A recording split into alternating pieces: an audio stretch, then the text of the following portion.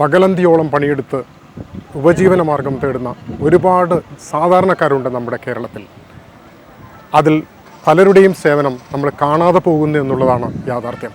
അതിലൊരു കൂട്ടരാണ് ഈ ഡ്രൈവിംഗ് പരിശീലകർ. പുരുഷന്മാരെ പോലെ തന്നെ സ്ത്രീകളും ഇന്ന് ഡ്രൈവിംഗ് പരിശീലന രംഗത്ത് എത്തിച്ചേർന്നിട്ടുണ്ട്. 4/2024 എന്ന സർക്കുലർ ഒരു ഡെമോക്ലീസിൻ്റെ വാളുപോലെ അവരുടെ തലയ്ക്ക് മുകളിൽ തൂങ്ങിക്കിടക്കുകയാണ്.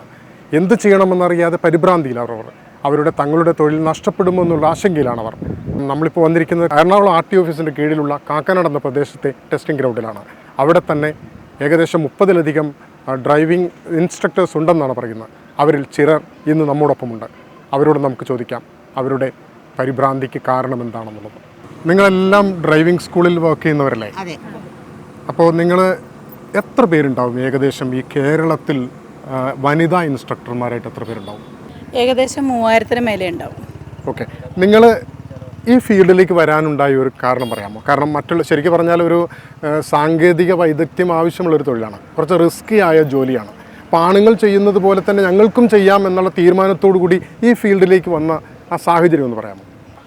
നല്ല റിസ്ക് ഉണ്ട്, സാമ്പത്തികമായിട്ടുള്ളൊരു ബുദ്ധിമുട്ടുകളും ഉണ്ടാവും.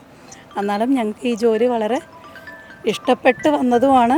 നമ്മൾക്കൊരു നല്ലൊരു വരുമാന മാർഗവും നമുക്കിതിൽ നിന്ന് ലഭിക്കുന്നത് കൊണ്ടും ഉള്ളൊരു സന്തോഷം. ഉദ്ദേശിക്കുന്നത് സ്വയം തൊഴിൽ കണ്ടെത്തുക എന്നുള്ളത്. നമ്മളതിൽ സംതൃപ്തരാണ്. ഗതാഗത വകുപ്പ് ഇറക്കിയ 4/2024 എന്ന സർക്കുലർ വരുന്നതുകൊണ്ട് നിങ്ങൾക്കുണ്ടാകുന്ന ബുദ്ധിമുട്ടുകൾ എന്തൊക്കെയാണ്?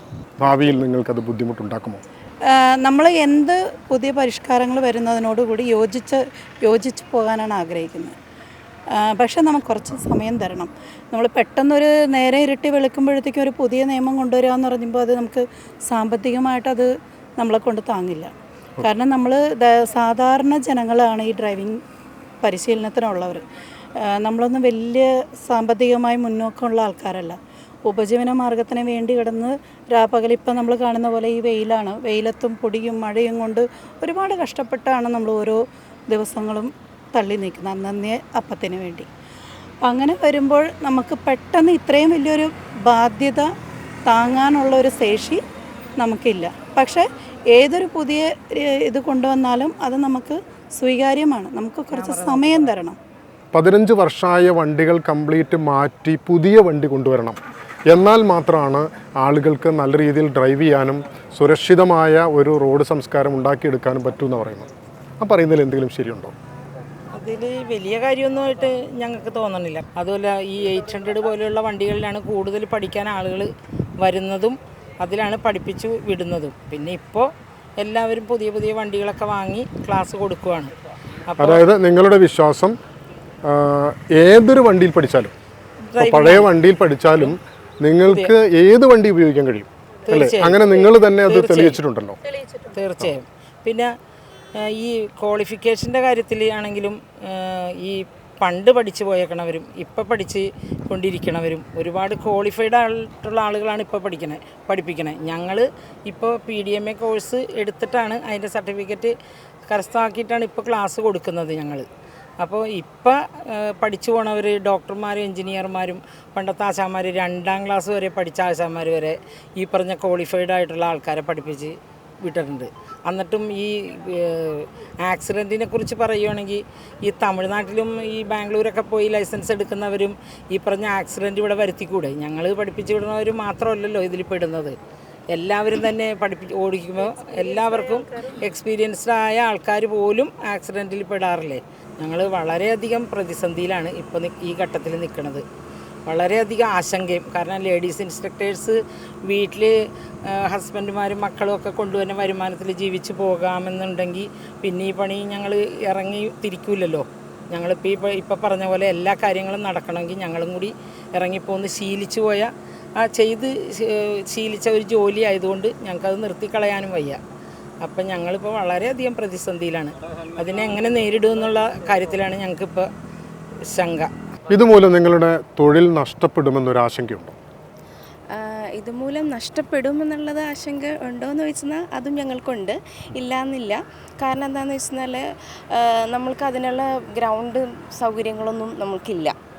കാരണം പെട്ടെന്ന് പറയുമ്പോഴത്തേക്കും അതൊന്ന് ഇപ്പോൾ ഇത്രയും 50 സെൻറ്റ് സ്ഥലം എന്നൊക്കെ പറയണത് നമ്മൾ സാധാരണക്കാരായി നമ്മൾക്കത് പോസിബിൾ ആയിട്ടുള്ളൊരു കാര്യമല്ല അത്രയും ചെയ്യും. കാരണം ഇപ്പം നമ്മൾക്കുള്ള ഗ്രൗണ്ടൊക്കെ തന്നെ കറക്റ്റ് അളവിലൊക്കെ ചെയ്യുന്ന ഒരു എച്ച് ഗ്രൗണ്ട് മാത്രമാണ് നമുക്കുള്ളൂ. അതൊന്ന്. പിന്നെ ഈ പറയുന്ന പോലെ ഇത്രയും കാര്യങ്ങൾ പഠിപ്പിച്ചെടുക്കണമെങ്കിൽ എന്താണെങ്കിലും നല്ലൊരു എമൗണ്ട് ഫീസും വരും. അപ്പോൾ അത്രയും ഫീസ് നമ്മൾക്ക് പിള്ളേരുടെ കയ്യിൽ നിന്ന് മേടിക്കുക എന്ന് പറഞ്ഞാൽ അതും ഒരു പോസിബിൾ. കാരണം എന്ന് വെച്ചാൽ അന്യ സംസ്ഥാനങ്ങളിൽ പോയി കഴിഞ്ഞാൽ ഇത്രയും പൈസയുടെ ആവശ്യമില്ലാതെ തന്നെ അവർക്ക് ലൈസൻസ് എടുക്കാം. ഇപ്പോൾ ഉള്ള പിള്ളേരെല്ലാവരും എങ്ങനെ വന്നാലും പുറത്ത് പോയി പഠിക്കുന്ന പിള്ളേരാണ്. അപ്പോൾ തമിഴ്നാട് ആ ഭാഗത്തേക്കൊക്കെ പോയി കഴിഞ്ഞാൽ, ആന്ധ്ര ആ സ്ഥലത്തേക്കൊക്കെ പോയി കഴിഞ്ഞാൽ എന്താണെങ്കിലും അവർക്ക് ലൈസൻസ് എടുത്തിട്ട് വരാം. കാരണം ഇവിടെ ഇപ്പോൾ ഒരു ലൈസൻസ് എടുക്കുക എന്ന് ഉദ്ദേശിക്കുന്നത് അവർക്ക് ചിലപ്പോൾ ലൈസൻസ് എടുത്തിട്ട് പുറത്തേക്ക് പോകാനുള്ള പിള്ളേരുണ്ടാവും, അല്ലെങ്കിൽ എന്തെങ്കിലും ജോലിക്കായിട്ട് സംബന്ധമായിട്ട് ലൈസൻസ് വേണം എന്ന് പറയുന്ന പിള്ളേരൊക്കെ ആയിരിക്കും. ഇപ്പോൾ എല്ലാവരും ഇപ്പോൾ മന്ത്രി പറഞ്ഞ പോലെ 3 കോടിയുടെ വണ്ടി മേടിക്കുന്ന ഒരാൾക്ക് 50,000 രൂപ കൊടുത്തിട്ട് പഠിച്ചുകൂടെ എന്ന് ചോദിക്കുന്നത് ഒരു ന്യായമല്ല. കാരണം എല്ലാവർക്കും 3 കോടിയുടെ വണ്ടി മേടിക്കാൻ പറ്റില്ലല്ലോ, സാധാരണക്കാരും ഉണ്ട്. അപ്പോൾ അതുകൊണ്ട് ആ ഒരു കാര്യത്തിൽ ഞങ്ങൾക്കും ഉണ്ട്, പേടിയുണ്ട്. കാരണം ഇങ്ങനെ ഒരു നിയമം വന്നു കഴിഞ്ഞാൽ പിള്ളേർ കുറയും എന്നുള്ള കാര്യത്തിൽ. കാരണം ഇപ്പം തന്നെ പിള്ളേർ കുറവാണ് നമ്മൾക്ക്. കാരണം ലേണേഴ്സിന് ഡേറ്റ് കിട്ടുന്നില്ല, ടെസ്റ്റിന് ഡേറ്റ് ആണെന്നുണ്ടെങ്കിലും ഭയങ്കരമായിട്ട് ഡിലേ ആണ്. ജൂൺ വരെ, ഇന്നിപ്പോൾ ജൂൺ 1-ാം തീയതിയാണ് ഇന്നത്തെ ഡേറ്റ് കിട്ടുന്നത്. അപ്പോൾ അങ്ങനെ വരുമ്പോൾ തന്നെ പിള്ളേർ ഭയങ്കരമായിട്ട് കുറയാണ്. അപ്പോൾ ഞങ്ങളുടെ ഉപജീവന മാർഗത്തിന് തന്നെയാണ് കാരണം ഇതൊരു തടസ്സമായി വരുന്നത്. ഇപ്പോൾ നിങ്ങളുടെ ബുദ്ധിമുട്ടുകൾ മാത്രമാണ് പറഞ്ഞത്. ഇപ്പോൾ ജനങ്ങൾക്കിടയിൽ എന്താണെന്ന് പറഞ്ഞാൽ ഇത് റോഡ് സുരക്ഷയ്ക്ക് വേണ്ടി ചെയ്യുന്നതാണ്. അപ്പോൾ അതുകൊണ്ട് ശരിക്കും പറഞ്ഞാൽ മന്ത്രി പറഞ്ഞ കാര്യങ്ങളിൽ ഒരുപാട് കാര്യങ്ങളിൽ അവർ യോജിക്കുകയും ചെയ്യുന്നുണ്ട്. പക്ഷേ ജനങ്ങൾ ഒരുപാട് ബുദ്ധിമുട്ടുന്നുണ്ടല്ലോ. ആ ബുദ്ധിമുട്ടുകൾ എന്തൊക്കെയാണെന്ന് പറയാമോ? ഉപജീവന മാർഗത്തിനും കൂടി വേണ്ടിയിട്ട്, ഒരു തൊഴിലിനും കൂടി വേണ്ടിയിട്ടാണ് ഈ ഡ്രൈവിംഗ് പഠിക്കുന്നത്. അപ്പോൾ അവർക്ക് ഒരു നേരത്തെ ഭക്ഷണം കിട്ടുക എന്നുള്ളത് ഞങ്ങൾ പഠിപ്പിച്ചു വിടുന്ന പിള്ളേർക്ക് അതുണ്ടാവണം. അതിനുവേണ്ടി ഞങ്ങൾ റോഡ് സുരക്ഷതയും നോക്കി പാലിച്ചുകൊണ്ട് മാത്രമാണ് ഡ്രൈവിംഗ് പഠിപ്പിച്ചു കൊടുക്കുന്നത്. നമ്മുടെ ഈ സർക്കുലർ പ്രകാരം 4/2024 സർക്കുലർ പ്രകാരം ശരിക്കും നമ്മളെല്ലാം ബുദ്ധിമുട്ടുകൾ അനുഭവിക്കുന്നുണ്ടെന്ന് നമുക്കറിയാം. നമുക്ക് എന്താണ് അനുവദിച്ച് കിട്ടേണ്ടത്? എന്താണ് നമുക്ക് മന്ത്രിയോടും വകുപ്പിനോടും സർക്കാരിനോടും പറയാനുള്ളത്? വന്നേക്കണ ഈ നിയമം കുറച്ചും കൂടി സാവകാശത്തിലാക്കി നിയമം നടത്തുന്നതിന് കുഴപ്പമില്ല. പക്ഷേ നമ്മൾക്ക് അത് നടത്തി കൊണ്ടുപോകാനുള്ള സാവകാശം ഗവൺമെൻറ് അനുവദിച്ചു തരണം. അതിന് വേണ്ട സഹായവും ഗവൺമെൻറ് ചെയ്തു തരണം. ഈ ഗവൺമെൻറ് കൊണ്ടുവന്നിരിക്കുന്ന ഈ നിയമം പ്രാബല്യത്തിൽ കൊണ്ടുവന്നാൽ ഒരുപാട് കുടുംബങ്ങളെ അത് ബാധിക്കും. പിന്നെ ഇനിയിപ്പോൾ ഞങ്ങൾക്ക് ടെസ്റ്റിൻ്റെ ഡേറ്റ് എന്ന് പറയുന്നത് ലേണേഴ്സിന് ഡേറ്റ് ഇല്ല. ടെസ്റ്റ് സ്ലോട്ട് ബുക്ക് ചെയ്ത ഡേറ്റ് കിട്ടിക്കഴിഞ്ഞാൽ അതിന് ടെസ്റ്റ് നടത്താൻ ഞങ്ങൾക്ക് പറ്റുന്നില്ല. ഒരാൾക്കൊരു ഡേറ്റ് 1 മാസത്തിൽ 1 ദിവസം കിട്ടിക്കഴിഞ്ഞാൽ പിന്നെ ഒരാൾക്ക് കിട്ടുന്നത് 2 മാസം കഴിഞ്ഞിട്ടാണ്. ഞങ്ങൾ ഇതിൻ്റെ പുറകെ നടന്ന് ഞങ്ങൾ ബുദ്ധിമുട്ടി, ഞങ്ങൾ വളരെ സാമ്പത്തിക നഷ്ടമാണ് നമുക്ക്. ഒരാളെയും കൊണ്ട് ഞങ്ങൾ ടെസ്റ്റിന് വരണം. അതൊക്കെ 1 ദിവസം, അത് കഴിഞ്ഞ് ഒരു 10 ദിവസം കഴിഞ്ഞ് ഒരാൾക്ക് ടെസ്റ്റ് വരുന്നത്. അപ്പോൾ അതെല്ലാം വേണ്ട രീതിയിൽ ഗവൺമെൻറ് ഇത് പരിഹരിച്ച് തന്നെ ഞങ്ങൾക്ക് സാമ്പത്തിക നില ഞങ്ങൾക്ക് ഒരു തരത്തിൽ ഞങ്ങൾക്ക് രക്ഷപ്പെടാൻ പറ്റാത്ത വിധത്തിലാണ് ടെസ്റ്റുകൾ നടന്നു പോകുന്നത്. അതും ഈ ഗവൺമെൻറ് പരിഹരിച്ച് തരണമെന്ന് അപേക്ഷിക്കുന്നു. സ്കൂളുകാർ പഠിപ്പിച്ചിരുന്ന പിള്ളേരാണ് ആക്സിഡൻറ്റ് ഉണ്ടാക്കണമെന്ന് ഓരോരുത്തർ പറയുന്നുണ്ട്. പക്ഷേ 90% ആക്സിഡൻറ്റ് സംഭവിക്കുന്നത് ഓടിച്ച് റോട്ടിൽ തഴക്കവും പഴക്കവും വന്ന ആൾക്കാരാണ് ആക്സിഡൻറ്റ് ഉണ്ടാക്കുന്നത്. അവർ ലിക്കർ അടിച്ചിട്ടും അവർ അശ്രദ്ധയായിട്ട് വണ്ടി ഓടിച്ചിട്ടും ഓവർ സ്പീഡ് എടുത്തിട്ടാണ് ആക്സിഡൻറ്റ് ഉണ്ടാകുന്നത്. ഒരു ഡ്രൈവിംഗ് സ്കൂളിലെ ഒരു കുട്ടി പോലും ഒരു ആക്സിഡൻറ്റ് ഉണ്ടാക്കണില്ല. അവർ ഒരു വണ്ടി പഠിച്ച് ലൈസൻസ് എടുത്തതെന്ന് പറഞ്ഞ് പിറ്റേ ദിവസം വണ്ടി എടുത്തുകൊണ്ട് റോട്ടിലേക്കാർ ഇറങ്ങണില്ല. അവർക്ക് മനസ്സ് തുറന്ന് വണ്ടി ഓടിക്കാൻ തയ്യാറായ മാത്രമാണ് ഒരു കുട്ടി വണ്ടി എടുത്തുകൊണ്ട് പുറത്തേക്ക് ഇറങ്ങുള്ളൂ. അത് ഗവൺമെൻറ് മനസ്സിലാക്കണം. ഈ പുതിയ ടെസ്റ്റ് രീതി കൊണ്ട് മന്ത്രി ഉദ്ദേശിക്കുന്നത് ആക്സിഡൻറ്റ് ഒഴിവാക്കുക, ആക്സിഡൻറ്റ് കുറയ്ക്കുക എന്നത് തന്നെയാണ്.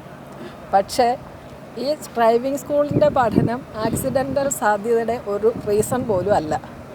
ആക്സിഡൻ്റൽ സാധ്യത വർദ്ധിപ്പിക്കുന്നത് ഡ്രൈവറുടെ നമ്മുടെ ഉപയോഗം, ഡ്രഗ്സിൻ്റെ ഉപയോഗം, മദ്യപാനം, ഉറക്കം, ഓവർ സ്പീഡ്, ഇതെല്ലാം തന്നെ മെയിൻ കാരണങ്ങളായിട്ട് നിലനിൽക്കും. അതുപോലെ തന്നെ ഒരു പ്രധാന കാരണം നമ്മുടെ റോഡുകളാണ്. റോഡുകളിൽ കുഴികൾ, ആവശ്യമില്ലാത്ത സ്ഥലം എല്ലാം വന്ന് കുഴിച്ചു വെക്കും. അത് ശരിക്കും ഓടില്ല. കുഴി ദൂരെ നിന്ന് കാണാൻ പോലും പറ്റാത്ത രീതിയിൽ അടുത്ത് ചെല്ലുമ്പോഴായിരിക്കും അത് അറിയുന്നത് വലിയൊരു ഗർത്തമാണെന്ന്. അങ്ങനെ അതിലേക്ക് ചാടി ആക്സിഡൻറ്റിൽ ഇഷ്ടം പോലെ ഉണ്ടാകുന്നുണ്ട്. പിന്നെ അതുപോലെ റോഡിലെ റൂൾസ് നിലനിർത്തത്തക്ക രീതിയിലുള്ള കാര്യങ്ങൾ മന്ത്രി ആദ്യം ചെയ്യണം. എന്നാൽ കേരളത്തിലെ എല്ലാ സ്ഥലത്തും അറ്റ് എ ടൈമിൽ ഒരേ ദിവസം ഒരേ രീതിയിൽ സ്റ്റാർട്ട് ചെയ്യത്തക്ക രീതിയിലുള്ള ടെസ്റ്റിംഗ് സംവിധാനം ഉണ്ടായാൽ മാത്രമേ നമുക്കതിനോട് അനുകൂലിക്കാൻ പറ്റുള്ളൂ. ഇപ്പോൾ ഡോക്ടർ പഠിച്ചു കഴിഞ്ഞ് പിറ്റേ ദിവസം തന്നെ ഒരു സർജറിക്ക് പോയി അവരെ നിർത്താമെന്നല്ല. പിന്നെ എന്തിനാണ് അവരെ കൊണ്ട് പ്രാക്ടീസിന് അവർ എക്സ്പീരിയൻസ് കിട്ടാൻ വേണ്ടി അവർ പ്രാക്ടീസ് ചെയ്യാൻ പോകുന്നത്. അതുപോലെ തന്നെയായിരിക്കും ഡ്രൈവിങ്ങിന് നമുക്ക് അതിൻ്റെ സ്കില്ല് അവരെ പഠിപ്പിച്ചു കൊടുക്കുകയാണ്. അവർ നിരത്തിൽ ഇറങ്ങിയാണ് അവർ നീതിയാണ് അവർ പഠിക്കുന്നത്. അപ്പോൾ ആ ഒരു രീതിക്ക് അവർ പഠിക്കാൻ പറ്റുള്ളൂ. പിന്നെ ഇവിടുത്തെ ആ നിയമം അനുസരിച്ച് ഇവിടെ നിന്ന് പറയുമ്പോൾ ഗൾഫിലെ ആൾക്കാരെയും ഇവിടെയും താരതമ്യം ചെയ്യുന്നതിൽ ഒരു ഇതുണ്ടെന്ന് എനിക്ക് തോന്നണില്ല. കാരണം ഇവിടുത്തെ ആൾക്കാരൊക്കെ സാധാരണ ജനങ്ങൾ 80% ആൾക്കാരും ഡ്രൈവിംഗ് ലൈസൻസ് എടുക്കാൻ വരുന്നത് അവരുടെ ഉപജീവന മാർഗത്തിന് വേണ്ടി. ആരുടെയും വീട്ടിൽ BMW അല്ലെങ്കിൽ ഓഡിയോ കിടന്നിട്ടല്ല ലൈസൻസ് എടുക്കാൻ വരുന്നത്.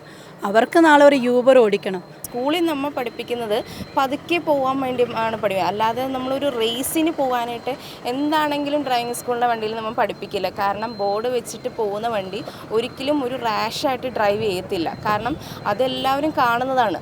ബഹുമാനപ്പെട്ട മന്ത്രി ഒരു കാര്യം ചെയ്താൽ നല്ലതായിരുന്നു. ഞാൻ എറണാകുളം ടൗണിൽ ഡ്രൈവിംഗ് സ്കൂൾ നടത്തുന്നതാണ്. ഈ പ്രൈവറ്റ് ബസ്സുകാരുടെ മത്സര ഓട്ടം മന്ത്രി ഒന്ന് അവസാനിപ്പിച്ചാൽ നല്ലതായിരുന്നു. ഇപ്പോൾ പുതിയ നിയമം വരാൻ പോകുന്ന പറയുമ്പോൾ നമുക്ക് ഡ്രൈവിംഗ് സ്കൂളുകൾക്ക് ഒരു വർക്ക് കിട്ടുന്ന സമയം ഈ വെക്കേഷൻ സമയമാണ്, ഏപ്രിൽ മെയ് സമയങ്ങളിൽ. നമുക്ക് ഈ സമയത്താണ് ഈ ആശങ്ക നിലനിൽക്കുന്നുണ്ട്. കുട്ടികൾ വന്ന് ചേരാനും മടിക്കുന്നു. ഇതൊരു യുദ്ധപ്രഖ്യാപനമല്ല. മന്ത്രിയോടോ വകുപ്പിനോടോ അല്ലെങ്കിൽ ഉദ്യോഗസ്ഥരോടോ സർക്കാരിനോടോ ഉള്ള ഒരു യുദ്ധപ്രഖ്യാപനമായിട്ട് കരുതരുത്. കഷ്ടപ്പെടുന്ന വെയിലും മഴയും അവഗണിച്ചുകൊണ്ട് രാപകലില്ലാതെ കഷ്ടപ്പെടുന്ന വനിതാ പരിശീലകരുടെ അഭ്യർത്ഥനയാണിത്. അവർ കുടുംബം നോക്കാൻ, അവരുടെ മക്കളെ പോറ്റാൻ, അവരുടെ മക്കൾക്ക് വിദ്യാഭ്യാസം നൽകാൻ പുരുഷന്മാരോടൊപ്പം ഇറങ്ങിത്തിരിച്ചവനാണവർ. അതുകൊണ്ട് അവരുടെ യാതനകൾ കാണാതെ അവരതിനു നേരെ കണ്ണടയ്ക്കരുതെന്ന് ഒരു അഭ്യർത്ഥന ഞങ്ങൾക്കുണ്ട്.